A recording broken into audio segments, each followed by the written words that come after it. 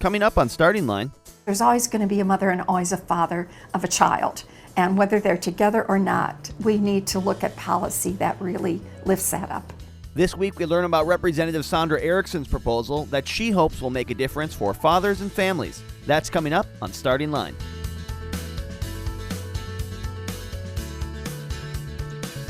Some states have created either a commission or working group aimed at strengthening families and the well-being of children by providing opportunities for fathers to become better parents, partners, and providers. Representative Sondra Erickson wants to set up something similar in Minnesota. We asked the Republican from Princeton why. This is an issue that I have dealt with since about 2000, I think the early 2012, 13, in about that area, where across the state there came to me a concern from fathers about the fact that life was changing for them, the responsibilities that they had through the court system seemed to be denied. So there was a real urgency that we take a look at fathers. So I met with this group, and they haven't come to me now since I introduced this new file to tell me they still have concerns. But back then, there were real concerns about creating a commission. Well, what I found out, and what I would do now if this bill were heard this year, is change the commission to a task force or even a working group, so we could hear from lots of individuals about the concerns that we have, not only for fathers, but for men. So, what I'd want this group to do, and if it's a task force, of course, it would consist of some legislators. Task forces have to, and have the same probably representation that I have in the new bill that I introduced. But more than that, I want to hear from community folks, from area folks, especially from fathers and from men and boys, so that we can have this discussion about what are the programs that we have enacted over the years in state statute that would address the needs of fathers, of boys, of men.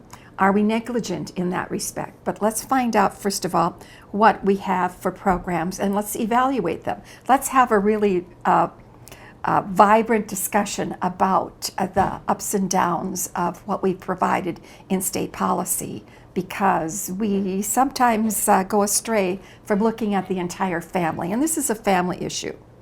And then, to provide maybe some incentives or to change, for example, the laws that we have in regard to criminalization, to incarceration.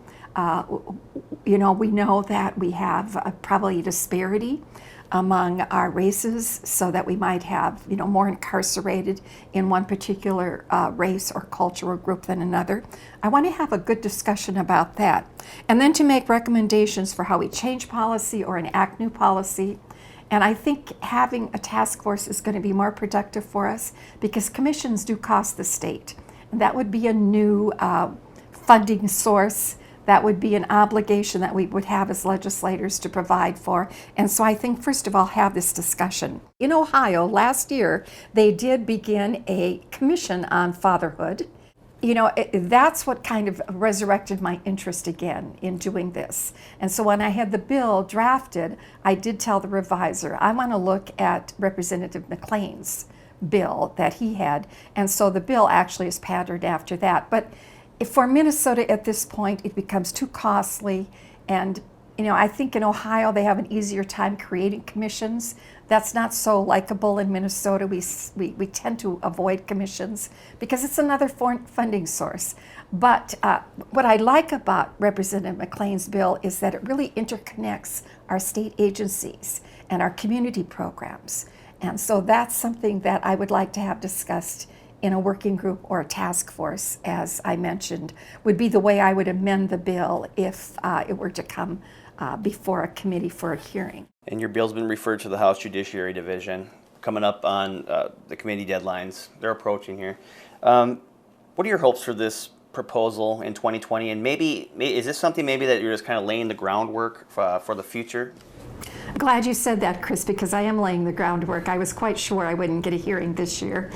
Perhaps if I'm back in the majority next year, or we have more of an inclination to take a look at fathers and men and our boys, that we'll do that, because that seems to me a balance between the Me Too movement, where there's so much emphasis on women and what has happened to us over the years. You know, sexual assault is an important issue for us to deal with.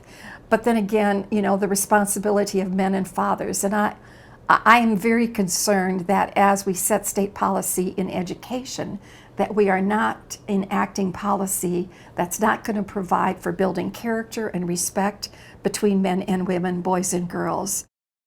We're up over 4,000 bills introduced this session. You can literally read about every one of them by visiting the House website at house.mn. Or if you'd like a more in-depth breakdown on select bills, you can check out our nonpartisan session daily coverage that's also on the House website at house.mn/session daily.